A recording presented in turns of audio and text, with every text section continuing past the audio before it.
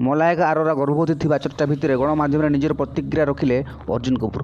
ଅଭିନେତା ଅର୍ଜୁନ କପୁର ଓ ତାଙ୍କ ଅଭିନେତ୍ରୀ ପ୍ରେମିକା ମଲାୟିକା ଆରୋରା ପ୍ରେମ କାହାଣୀର ଚର୍ଚ୍ଚା ହେବା କିଛି ନୂଆ କଥା ନୁହେଁ। ନିଜଠାରୁ ସାନ ପୁଅଙ୍କୁ ପ୍ରେମ କରି ମଲାୟିକା ସବୁବେଳେ ଚର୍ଚ୍ଚାର ପରିସରକୁ ଆସିଥିଲା। ନିକଟରେ ତାଙ୍କ ବିଷୟରେ ଅନ୍ୟ ଏକ କଥା ଶୁଣିବାକୁ ମିଳିଥିଲା। କୁହାଯାଇଥିଲା ଯେ ମଲାୟିକା 49 ବର୍ଷ ବୟସରେ ମା' ହେବାକୁ ଯାଉଛନ୍ତି। ମାତ୍ର ଏହା ଏକ ଗୁଜବ ବୋଲି ସ୍ପଷ୍ଟୀକରଣ ଦେଇଛନ୍ତି ପ୍ରେମିକ ଅର୍ଜୁନ କପୁର। ଅଧିକାଂଶ ସମୟରେ ସେ ଦୁହିଁଙ୍କର ବିବାହ ଓ ବ୍ରେକଅପ୍ ହୋଇଯାଇଥିବା ଗୁଜବ ବି ଶୁଣିବାକୁ ମିଳିଛି। ଗତ ବର୍ଷ ନଭେମ୍ବର ମାସ ମଲାୟିକା ଗର୍ଭବତୀ ଥିବା ଖବର ଶୁଣି ମୁହଁ ଖୋଲିଛନ୍ତି ଅର୍ଜୁନ।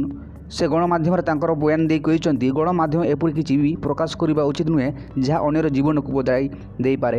ଗୁଜବ ପ୍ରଘଟ କଲେ ନକାରାତ୍ମକ ଭାବ ବଢ଼େ। ନକାରାତ୍ମକ ବଢ଼ିବା ଖୁବ୍ ସହଜ ଏବଂ ଏହା ବହୁତ ଦିନରୁ ହୋଇ ଆସୁଛି। ମୋତେ ଜଣାଅଛି କି ସେଲିବ୍ରିଟିମାନଙ୍କ ଜୀବନର ସମସ୍ତ କଥା କେବେ ବି ଗୋପନ ରହିପାରେ ନାହିଁ। ହେଲେ ଗଣମାଧ୍ୟମ ପ୍ରତିନିଧିମାନେ ଅତି କମରେ ଖବରକୁ ନିଶ୍ଚିତ କରି ପ୍ରସାରଣ କରନ୍ତୁ। ଉଲ୍ଲେଖଯୋଗ୍ୟ, ବଲିଉଡ୍ ସେଲିବ୍ରିଟି ପ୍ରେମୀ ଯୁଗଳ ମଲାୟିକା ଆରୋରା ଏବଂ ଅର୍ଜୁନ କପୁର ଗତ କିଛି ବର୍ଷ ହେବ ସମ୍ପର୍କରେ ଅଛନ୍ତି। ସୋସିଆଲ ମିଡ଼ିଆରେ ନିଜ ବ୍ୟକ୍ତିଗତ ଜୀବନର ଫଟୋ ଭିଡ଼ିଓ ସେୟାର କରିବାରେ ସେ ଦୁହେଁ କେବେ ବି ହେଳା କରନ୍ତି ନାହିଁ। ରବିବାର ଦିନ ମଲାୟିକା ତାଙ୍କ ପ୍ରେମିକା ଅର୍ଜୁନ କପୁରଙ୍କ ଏକ ଫଟୋ ସେୟାର କରିଛନ୍ତି। ତେବେ ସେ ସେୟାର କରିଥିବା ଫଟୋରେ ଅର୍ଜୁନଙ୍କୁ ଅର୍ଦ୍ଧନଗ୍ନ ଅବସ୍ଥାରେ ଦେଖିବାକୁ ମିଳିଛି।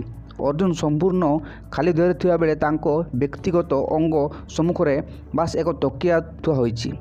ମଲାୟିକା ଏହି ଫଟୋକୁ ସେୟାର କରି ସେଥିରେ କ୍ୟାପସନ୍ ଲେଖିଛନ୍ତି, ମୋ ଅତି ନିଜର ଅଳସୁଆ ବାଳକ ପାଇଁ ଭେରି ଅନ୍ ଲେଜି ବୟ।